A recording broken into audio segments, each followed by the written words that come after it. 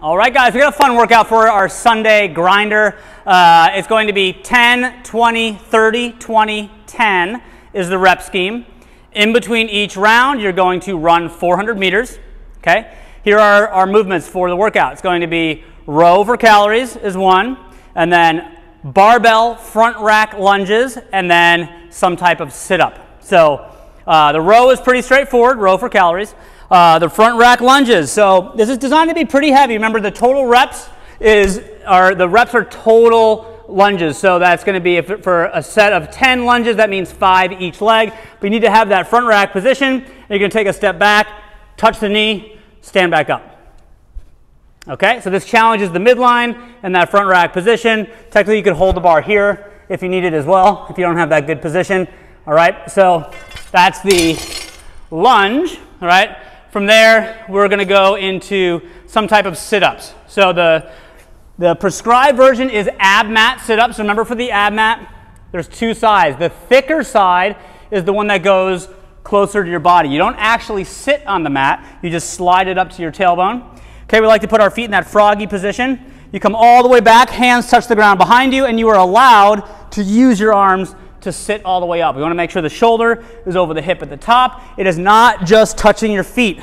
Notice I'm not sitting up all the way. So sit up all the way, every single rep. The rep scheme for these are twice as many reps as is written. So for the set of 20, you can do 40, except if you do the GHD machine. So the GHD is one of those advanced, very potent abdominal exercises. The notes say do not do this unless you do GHD sit-ups regularly, but you can also do some of these, right? If you want to do maybe the set of 10 or 20, something, if you want to do kind of mix and match with the ab mat sit-ups.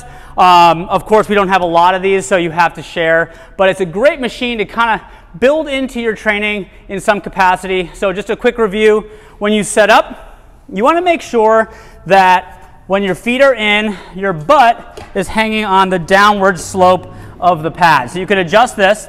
Okay, when I lean back, notice my knees are bent. And watch what happens to my knees as I sit up. I'm going to flex my quads. I'm going to lock my knees as I sit up. Okay, so I come down, touch the floor, lock my knees as I sit up. So there's a timing component here. To scale this, you can scale range of motion, so I don't have to go all the way down.